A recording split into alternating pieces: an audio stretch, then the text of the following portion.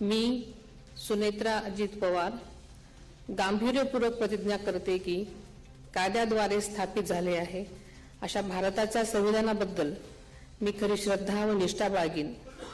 मी भारताची सार्वभौमता व एकात्मता उन्नत राखीन।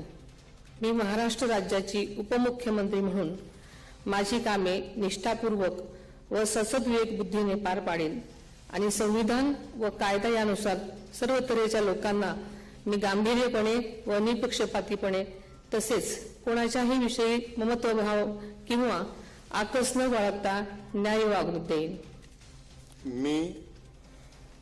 मी सुनेत्रा अजित पवार गांभीर्यपूर्वक प्रतिज्ञा करते की महाराष्ट्र राज्याची उपमुख्यमंत्री म्हणून माझ्या विचारार्थ आणली जाईल किंवा मला ज्ञात होईल अशी कोणतीही बाब अशी उपमुख्यमंत्री म्हणून माझी कामे यथायोग्य पार पाडण्यासाठी आवश्यक असेल ते खेरीज